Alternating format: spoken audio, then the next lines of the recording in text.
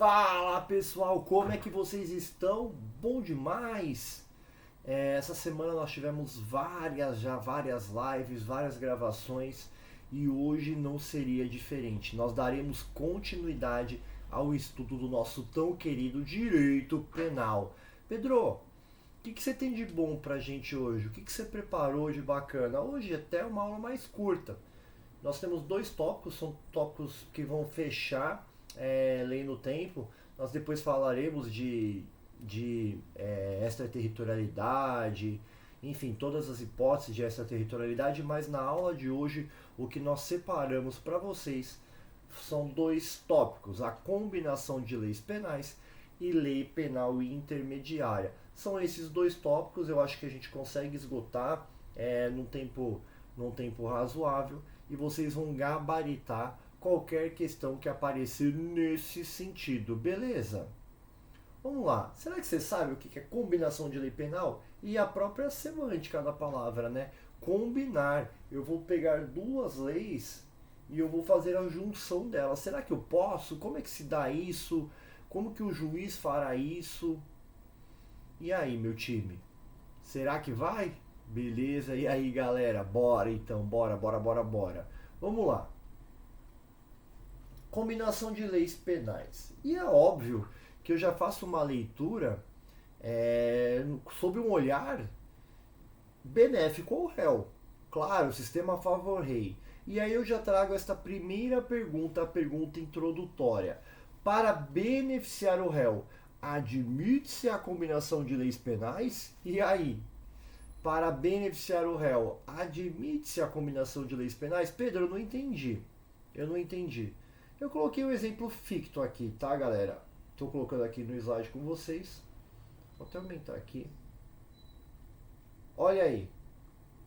Vou aumentar aqui, ó. Eu tenho no momento da conduta a teoria da atividade. Lembra a teoria da atividade? No momento da conduta eu tenho a lei A. E essa lei A, no exemplo hipotético, ela vai me trazer um preceito secundário, uma pena de 2 a 4 anos. E uma multa de 100 dias. Do outro lado, no momento da sentença, esta lei A, então, ela é revogada e passa a viger a lei B. E a lei B traz um preceito secundário diferente, não traz, meu time? Se no momento da conduta eu tinha uma pena de 2, vou até colocar uma coloração diferente aqui, ó, de 2 a 4 anos e 100 dias multa, agora, no momento da sentença, eu vou ter uma pena de 1 a 3 anos e uma multa de até 1.000 diárias. Pergunta que não quer calar. Caiu agora na sua mão, doutor, doutora. Você terá que decidir. Você terá que prolatar uma sentença penal condenatória. E agora chegou a hora de você capitular. E capitular para definir o preceito secundário, a pena que será aplicada ao réu. Pergunta: qual pena você aplica? Qual pena você aplica? A pena do crime, a pena do momento da conduta, que havia ali um preceito secundário de 2 a 4 e 100 dias, ou você aplica o momento da sentença? Ah, Pedro, eu já sei o que eu farei. Eu vou pegar o preceito, eu vou fazer o seguinte, eu vou até colocar aqui, eu já sei o que eu vou fazer. Quer ver? Eu vou até colocar aqui, ó, vou inserir comentário.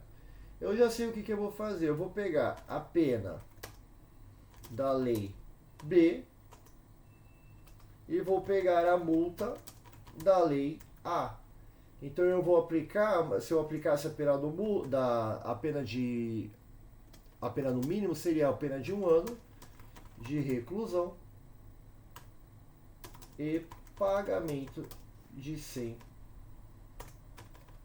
dias multa no piso, no patamar unitário mínimo, 1/30 do salário mínimo vigente à época dos fatos. Esse aqui, Pedrão, seria a minha pena, o meu dispositivo da minha sentença. E eu pergunto aos senhores, às senhoras, Tá correto? O que você fez aqui? Você fez a fusão. Você pegou o que lhe favorecia da lei A, que era a multa, e você pegou o que lhe favorecia da lei B, a pena privativa de liberdade. A minha pergunta é: está correto ou incorreta esta atuação jurisdicional? Ai, Pedro, caramba, vamos colocar um exemplo mais concreto? Porque eu estou na dúvida. Olha só, primeiro eu vou trazer a doutrina. Eu tenho uma primeira corrente que diz não. Não rola fazer essa combinação de leis penais. Não foi o que eu fiz aqui? Combinei uma parte daqui, uma parte de lá? E uma boa parte da doutrina, aliás, diria que a doutrina majoritária entende que não é possível. Ó. O juiz, ao combinar leis, passa a legislar, criando uma terceira norma. E a doutrina a intitula lex tercia. Tercia de terceira mesmo, uma lei terciária. Então eu tenho a vontade do legislador. Eu tenho, ó, olha só, olha o que a crítica que se faz à doutrina, a doutrina faz a essa hipótese de atuação. Eu não tenho atuação legiferante inicial, originária, e aí ao depois, em novo processo legislativo, por uma questão de valoração social, política, enfim, eu tenho uma nova lei penal. E essa nova lei penal, ela tem lá, para ser uma norma penal válida, eu vou ter o preceito primário e o preceito secundário. A conduta proibitiva e uma pena. E aí, meu time? Se o juiz... E essa pena também faz parte do processo político-social. Esta pena está dentro dos critérios de política pública, de criminologia, até de direito penal, essas três ciências da dogmática penal. E aí, quando o juiz ele fala assim, o legislador não andou bem, eu tenho que aplicar a pena antiga, eu tenho que aplicar uma pena acessória antiga, e ele começa a pegar a lei revogada e a lei vigente e fazer uma combinação dessas leis, não está estranho? Não parece que há um ativismo judicial? Não nos parece que há violação do princípio da harmonia na separação dos poderes, lá espraiado no artigo 2º da Constituição Federal? Não há uma interferência do Poder Judiciário no âmbito do Poder Legislativo? Ah, Pedro, caramba, é verdade, porque se você for pensar na combinação de leis penais, se eu estou combinando algo, eu estou criando algo novo, eu estou trazendo o ineditismo legiferante, o ineditismo legislativo. Você pega metade de um carro de que você gosta e faz metade do carro com uma marca X e os outros 50% de peças você traz de outro carro. Em verdade, você criou uma terceira modalidade, valendo-se de peças que não são suas. Olha que legal. Então é o Poder Judiciário tomando a frente da função legislativa. Não é essa a ideia, não é essa a ideia. E é essa o que o que a primeira corrente diz.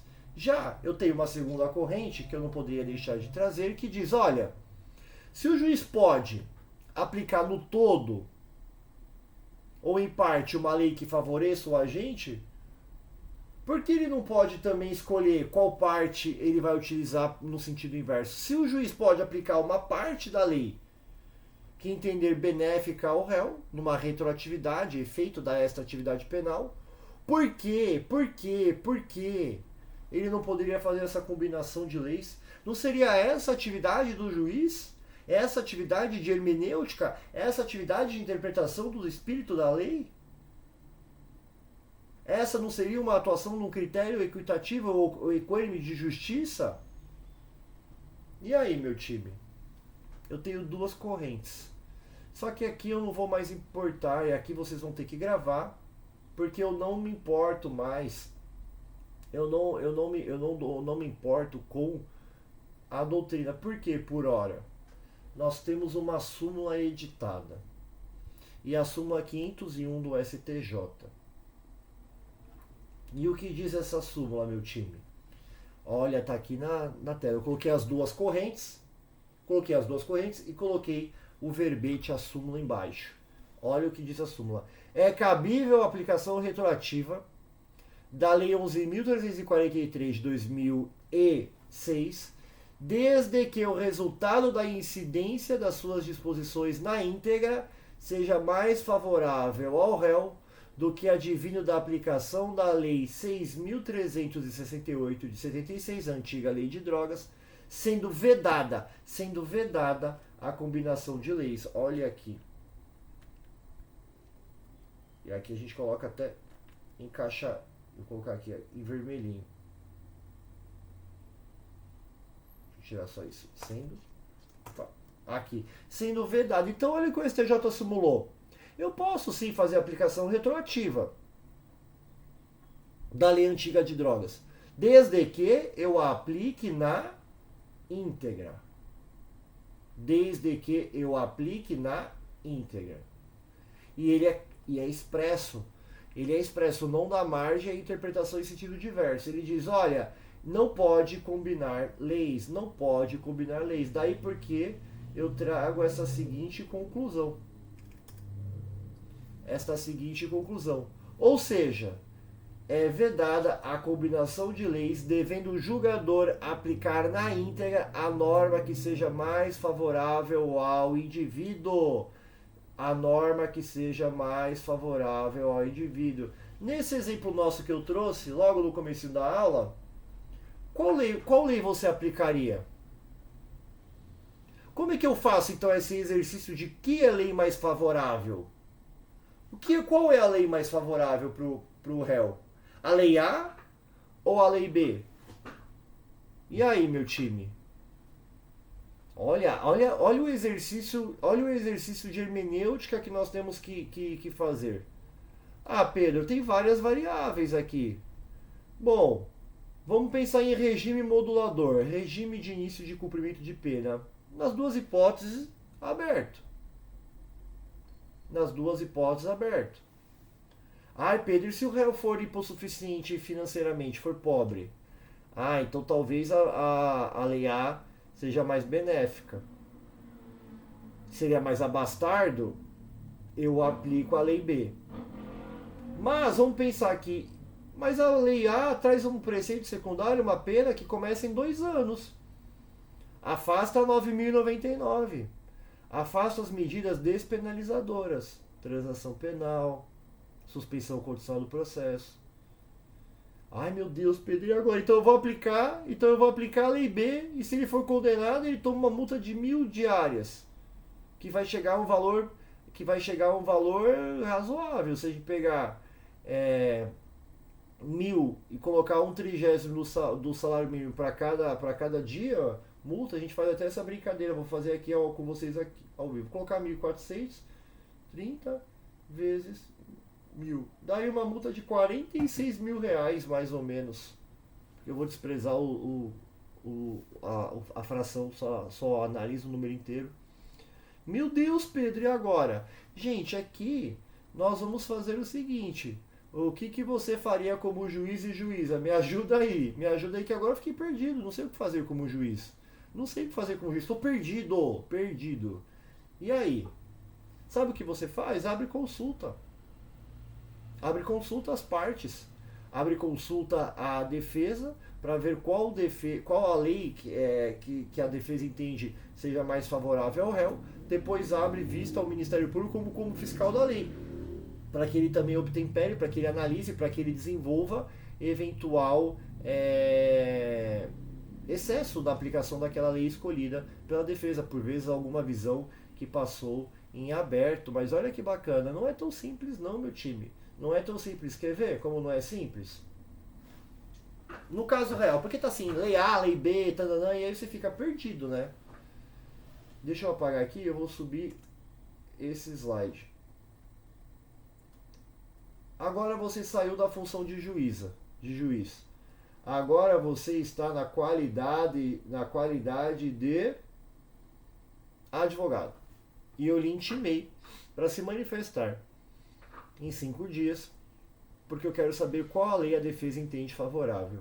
E aqui teve uma discussão muito grande, porque eu tinha a lei antiga de drogas, hoje já está mais superado, né? A lei já é de 2006, mas enfim, pode ser uma discussão que venha, e aqui será o hard case, o caso que será analisado para eventos futuros.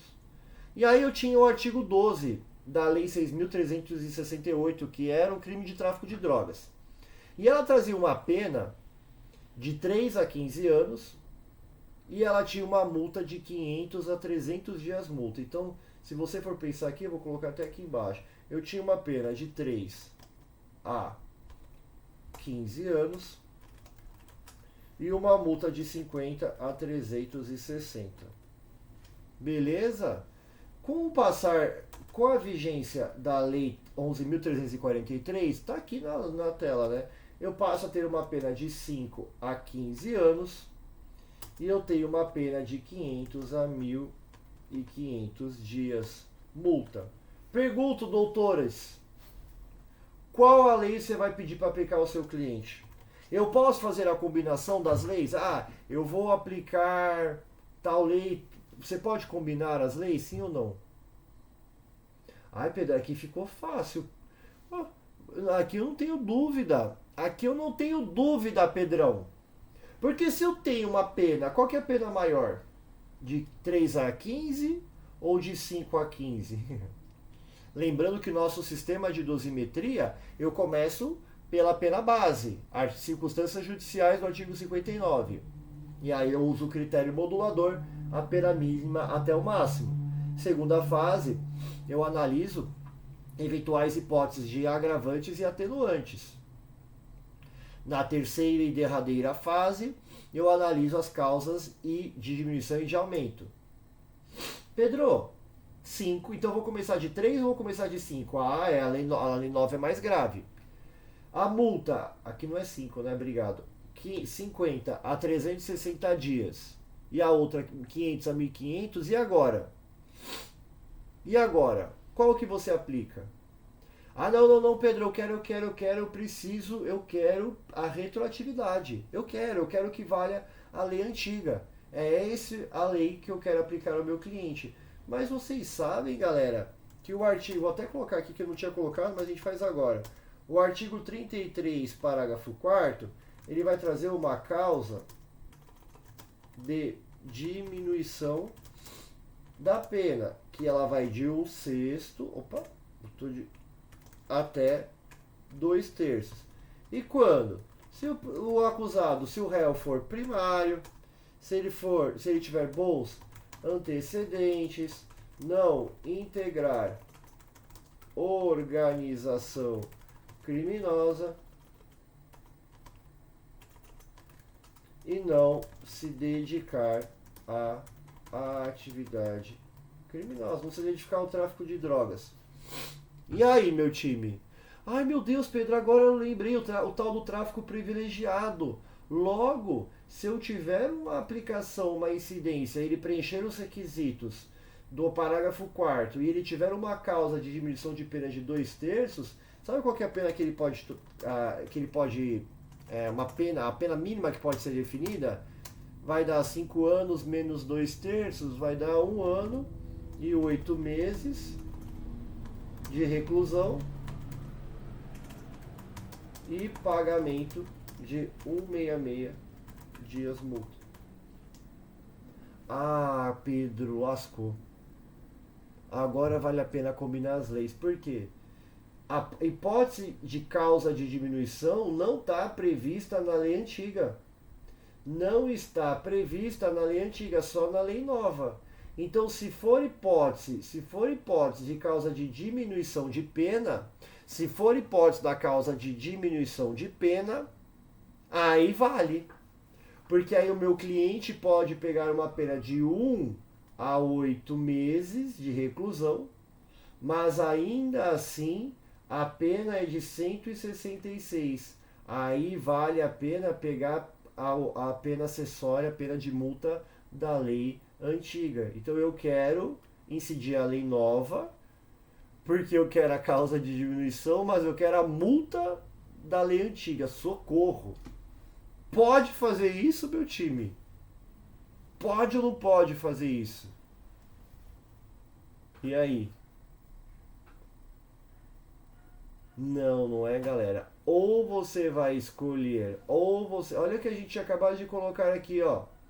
É cabível a aplicação retroativa da Lei 11.343, desde que o resultado da incidência das suas posições na íntegra seja mais favorável ao réu do que advindo da aplicação da Lei de Drogas antiga, a 6.368 de 76, sendo vedado em absoluto a combinação de leis. Então eu posso dar retroatividade.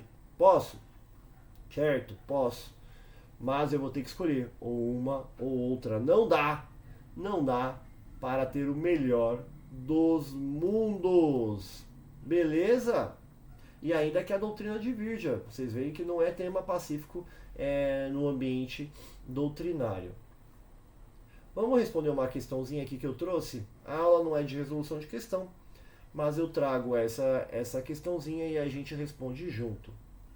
E essa questão ela versa, subir aqui, ela é para promotor de justiça, foi para promotor de justiça aqui de 2023, promotor de justiça que tem a seguinte provocação, concurso de alto escalão.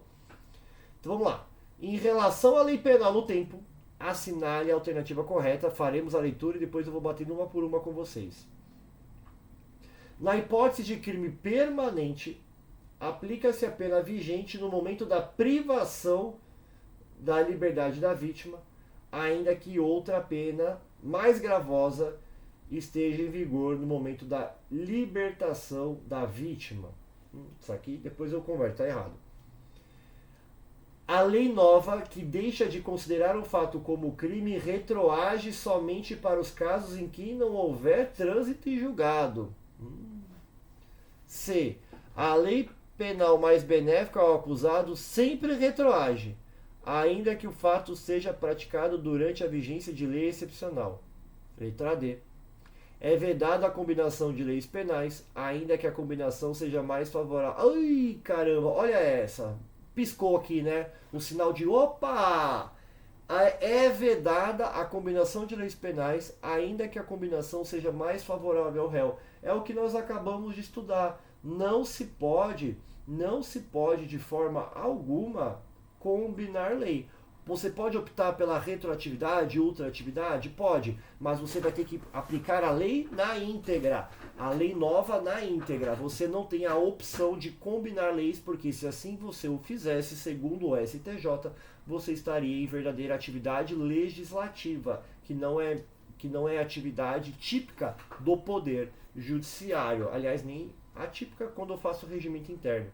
Mas o judiciário não pode enveredar neste campo, beleza? Pedro, por que a A está errada? Na hipótese de crime permanente, aplica-se a pena vigente no momento da privação. Vocês sabem, aqui não é aula, tem uma aula minha no que aqui, que você consegue pegar a sucessão de leis no tempo. Mas em tese, o que vale? O que vale? É a teoria da atividade. Vai valer a lei do momento da ação ou omissão. Beleza? Ainda que outra lei no resultado. Tranquilo? Mas eu tenho hipótese que essa lei essa lei vai ser dinâmica. Ela vai caminhar no tempo. E eu chamo isso de extratividade. Eu posso ter a retroatividade, eu volto para o passado para incidir a lei, ou ultraatividade. Essa lei revogada eu dou ultra vida para ela ultrapassa a vida comum. Em regra é esse o cenário, teoria da atividade. Para quem não estudou, não viu a última aula, você pode pensar, olha, aplica-se a lei vigente no momento da ação. Privação da liberdade da vítima, ainda que outro o resultado. Só que aqui, meu time, se você voltar na aula, e é importante, por isso que eu falo que é importante você ter essas aulas conjugadas. Aqui eu vou separar porque é aqui que eu falo da letra A. Vou colocar aqui 18. Aqui é o gabarito da letra A. Olha a súmula 711 do STF.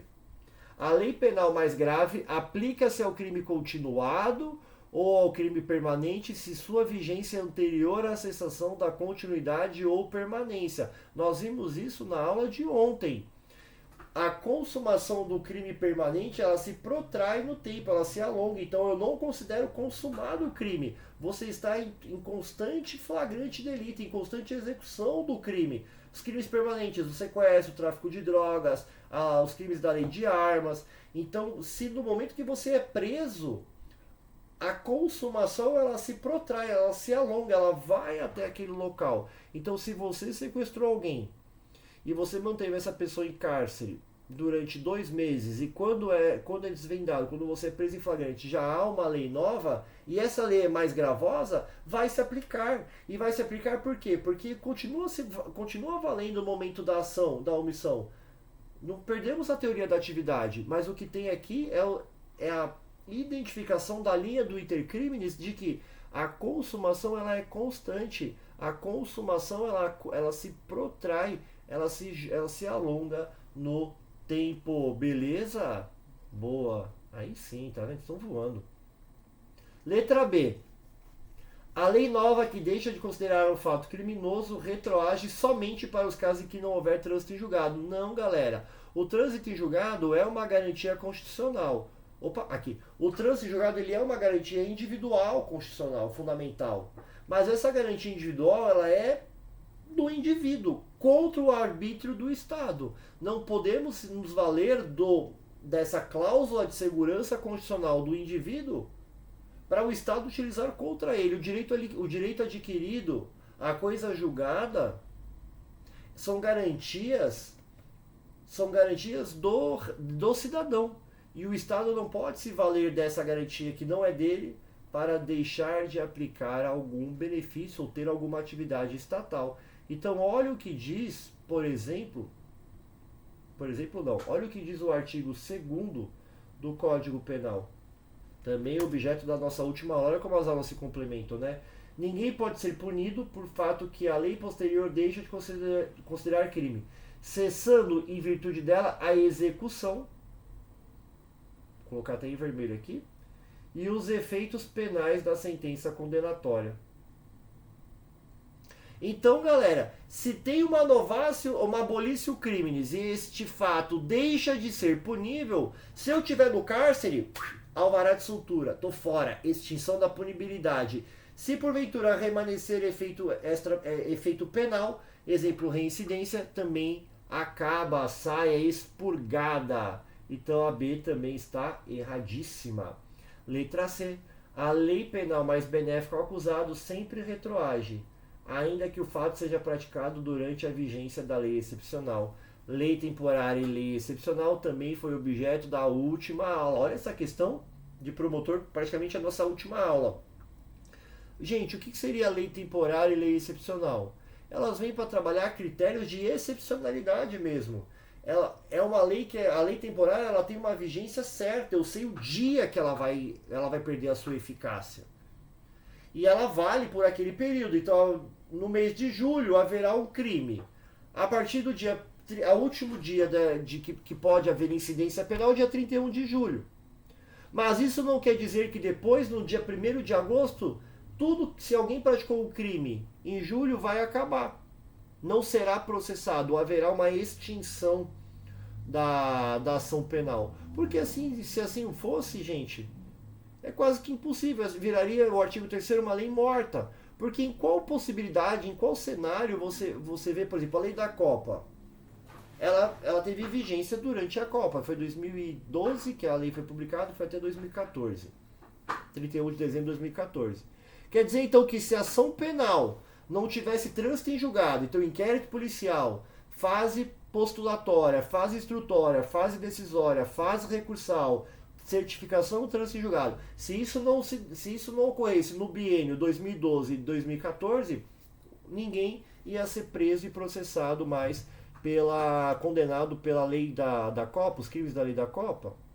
Me parece estranho. Então aqui, quando eu penso em lei, você tem que voltar lá no vídeo. Quando eu penso em lei temporária, lei excepcional, qual que é a diferença maior entre lei temporária e lei excepcional? A lei temporária, eu sei a data certinha que ela vai perder eficácia. Na lei excepcional, é uma situação de fato excepcional, uma guerra, uma calamidade pública, uma epidemia. E eu não sei com exatidão a data.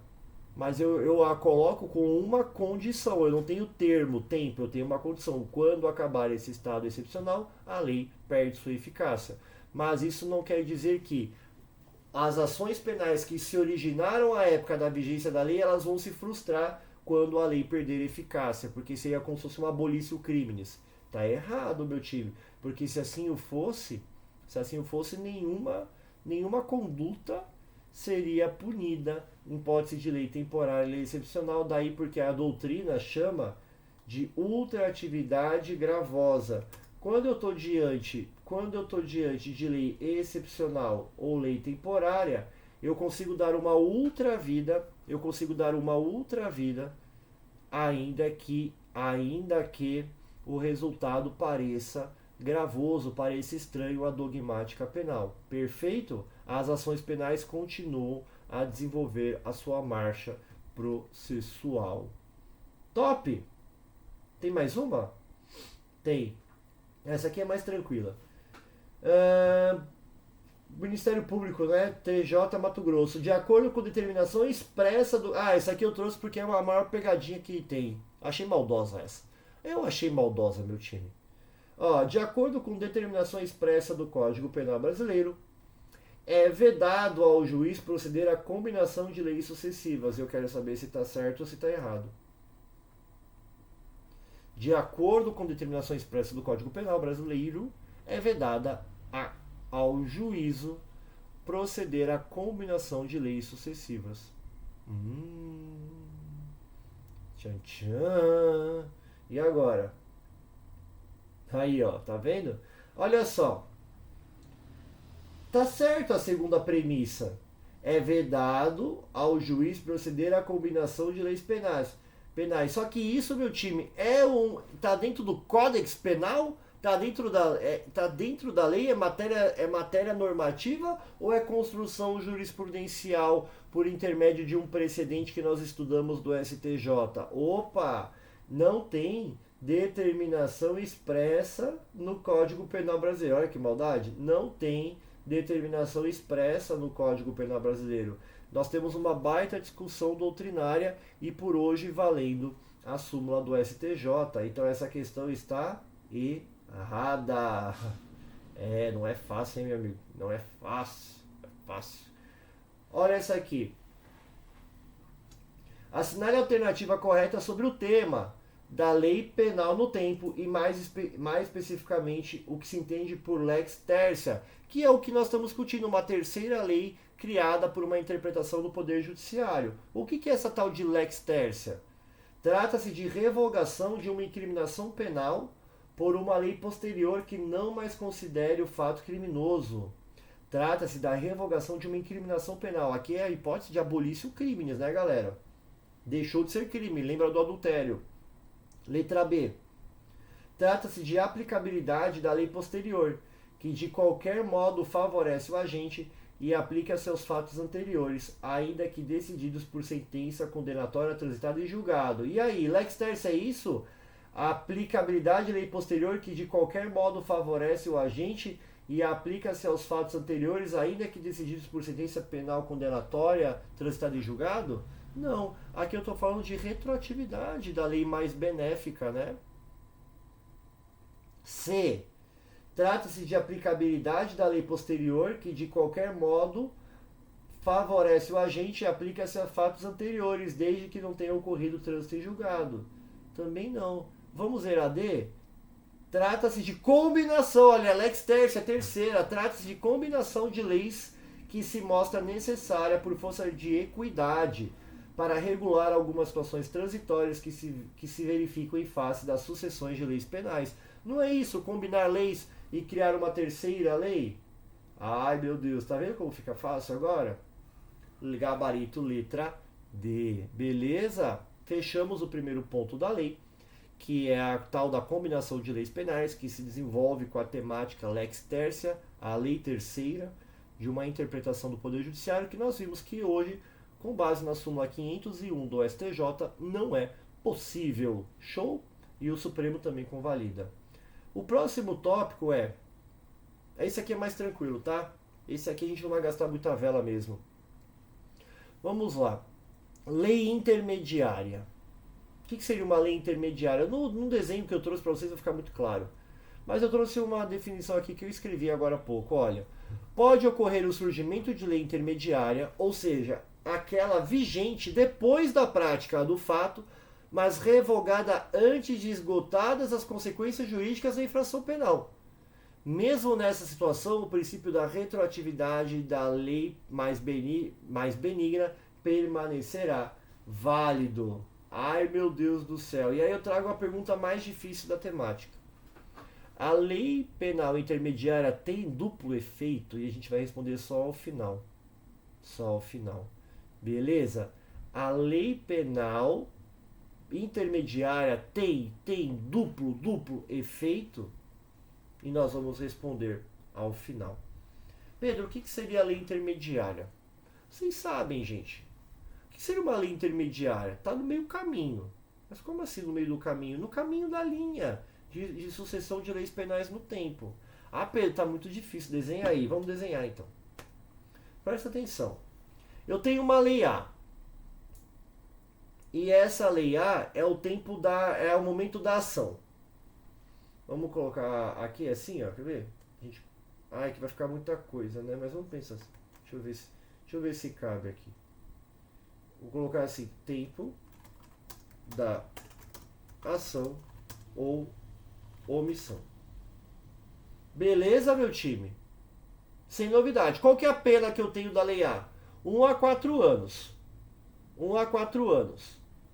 Ah, beleza, Pedro. Só que durante a ação penal, eu venho a lei B. E a lei B, ela me traz uma pena de 2 meses a 1 ano. Durante a ação penal, eu tenho a revogação da lei A. Eu tenho aqui, gente, eu vou até colocar aqui, ó. Vou colocar aqui para que não tenha dúvida. Lei B revoga lei A. Eu vou até colocar uma coloração, depois diferente para que você não confunda. Lei B revoga a lei A, beleza? E revogou, é uma lei mais favorável, meu time? Vamos ver. A lei B, ela tem uma pena de 2 meses a 1 ano. A lei A tinha uma pena de 1 a 4. Pedro, favorável. Ah, que legal, Pedro, favorável. Se ela é favorável, eu vou dizer extra-atividade ou eu vou dizer ultra-atividade? E aí? Não entendi. Pelo Código Penal, nós não adotamos o tempo do crime, o momento da ação ou da omissão, que é a lei que vai viger, que vai valer? É, Pedro, qual que era a lei? 1 a 4 anos. Mas, por uma ficção jurídica, nós conseguimos dar sobrevida para algumas leis ou fazer que leis novas façam incidir, se forem mais benéficas ao réu, que é a tal da extra-atividade. Esta extra-atividade ela pode ser retroativa, para buscar voltar ao passado, ou ultrativa. A lei nova, ela é mais favorável ou mais gravosa? Ah, Pedro, ela é mais favorável. Então, se ela é mais favorável, ela vai retroagir? Vai. Então, olha só. Se ela é mais favorável, ela vai retroagir. Ela vai retroagir. Então, ainda que ao tempo da ação eu tinha uma pena de 1 a 4, uma lei nova mais favorável vai ser aplicada. Até aqui está em ordem. Tudo tranquilo, na paz de Santo Cristo. É hipótese de retroatividade. Retroatividade, ela retroage. A lei A retroage para o momento da ação ou omissão para fazer incidir o seu preceito secundário. Até aqui sem novidade. Só que pode, antes da sentença, surgir uma pena. E essa lei C agora vai trazer uma pena de 1 a 5 anos. Meu Deus do céu. Agora eu tenho uma lei A que trazia uma pena de 1 a 4, que é o que eu considero pelo princípio da atividade. Depois eu vou para a lei B, que ela vem promulgada durante a ação penal. Trouxe uma pena mais favorável. Mas no dia que você vai baixar a sentença, no dia que você vai sentenciar,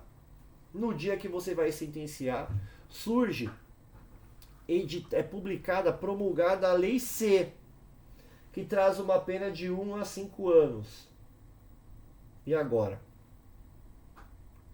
E agora, o que você faz? Você senta, chora? Você aplica a Lei A? Você aplica a Lei B ou você aplica a Lei C? Qual lei você aplicaria? Qual lei você aplicaria? É tranquilo isso aqui, não tem muito segredo não. A questão da linha do tempo, né? No momento da ação, Lei A. Durante a ação penal, eu tive sucessões de lei. O Congresso tá uma loucura. O Congresso tá uma loucura, eles estão trabalhando muito. E aí, antes da sentença, eu passei pela Lei B e pela Lei C. Então o juiz, quando ele olha para trás, ele teve 3 alterações legislativas. E agora o juiz olha e fala, meu Deus, aplico a Lei C, aplico a Lei B, ou eu aplico a Lei A? Socorro. E aí você vai olhar e falar assim, olha, eu tô criando uma lei, Alex Terce aqui? Não, eu não estou fazendo combinação de leis. Combinar lei seria eu pegar um pouquinho da lei A, um pouquinho da lei B, um pouquinho da lei C e criar uma lei D. Isso é combinação de lei que é vedado. O que eu quero agora é escolher a lei. Qual é a lei que eu vou escolher? Eu vou escolher a lei mais favorável ao réu. Qual é a lei mais favorável ao réu? Sem dúvidas, a lei B. Então, olha que legal, no momento da sentença, você pode aplicar uma lei intermediária. Se mais favorável ao réu na sua íntegra, na sua integralidade. E a lei B, com efeito de extratividade para a lei A, ela retroage e ela acaba com a lei A. Ela retroage, volta no tempo, explode a lei A. E com relação à lei B, ela não vai retroagir, porque a lei C é depois, então é a ultraatividade. A lei B, ela explode a lei C pela ultraatividade benéfica. Daí porque, se nós colocarmos aqui a lei intermediária tem duplo efeito, a resposta é sim. Ela vai ter retroatividade com a lei inicial e ultraatividade com a lei que a revogou. Que aqui a gente vai colocar, lembra, a lei A. E aqui a revogou vai ser a lei C. Vou subir aqui um pouquinho para ficar no slide bonitinho. Ah, Pedro, eu entendi. Então a lei intermediária não é combinação de lei. A lei intermediária não é combinação de lei. Mas eu tenho uma sucessão de leis no tempo, e dentro dessa linha sucessória eu vou aplicar a lei mais benéfica, ainda que eu tenha o duplo efeito. Aliás, a lei intermediária sempre terá esse duplo efeito, porque se a lei A fosse mais benéfica, eu não vou falar em retroatividade, eu vou falar em ultraatividade da lei A. Se a lei C fosse mais benéfica, eu não falaria em ultraatividade, ela vai dar ultravida para quem? Não tem lei D? Então ela teria retroatividade sobre a lei B e a lei A. Top? Vamos só responder uma última perguntinha, que é para o Procurador da República e tem a seguinte provocação. No tema de aplicação da lei penal no tempo, eu tenho letra A. Havendo sucessão de leis penais no tempo, é aplicável a lei intermediária se ela for a mais favorável. Letra B. O Código Penal prevê a combinação de leis sucessivas sempre que a fusão beneficiar o réu. Não posso fazer fusão, não posso ficar combinando lei. O Código Penal veda a lex tercia. É o Código Penal que veda, meu time, ou é a interpretação dos tribunais superiores e da doutrina? Opa, Pedro, a gente já respondeu. Olha como as questões elas se repetem. Letra D. Verifica-se a maior favorabilidade da lei no exame da norma em abstrato. Não, meu time, não. Beleza? E olha aqui a letra A. Havendo sucessões de leis penais no tempo, é aplicada a lei intermediária se ela for a mais favorável. Opa, aqui eu já sabia, Pedro. Não sei nem porque você leu tudo. No comecinho eu já sabia o gabarito. Mas é justamente para que a gente consiga fazer um exame mais aprofundado. Tranquilo, meu time? Tranquilo? Você entendeu a ideia, em especial do duplo efeito? Do duplo efeito? Olha só, ela tem retroatividade. Eu vou até inserir aqui, vou colocar aqui, quer ver? Formas.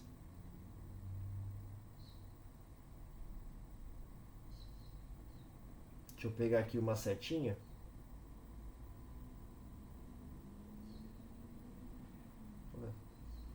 É que a gente gira. Ela tem retroatividade porque ela volta, a lei B, ela tem o efeito da retroatividade porque ela retroage, ela volta no tempo e ela faz cessar os efeitos da lei A. E ela tem ultraatividade porque ela também faz o caminho oposto. Aqui eu vou ter que pegar outra setinha. Mas você já entende, ela tem a ultraatividade porque ela faz o caminho oposto. Se de um lado ela retroage para... Aqui, acho que aqui vai. Quem sabe faz ao vivo, né? E ficou setinha diferente. Isso me traz um toque, mas não tem problema. E ela tem ultraatividade porque ela dá ultravida. O juiz vai aplicar uma lei que foi revogada. A lei B foi revogada pela lei C. A lei B foi revogada pela lei C, mas ainda assim será aplicada. Será aplicada pelo efeito da ultraatividade, da lei mais benéfica. Tranquilo aqui? Essa talvez seja a pergunta mais difícil da aula de hoje. Mas eu espero do fundo do meu coração que eu tenha sanado, é um tema mais curto de fato, que eu tenha sanado todas as dúvidas e eu me coloco à disposição no que vocês precisarem. Se você tiver alguma dúvida, você vai me chamar aqui no Instagram, tá aqui aparecendo, ó, Pedro Andrade LR, vou colocar aqui que não tá aparecendo nada, né? Pedro Andrade LR, Pedro Andrade LR, e lá a gente bate um papo. Fechou, meu time? Bons estudos e até o próximo encontro!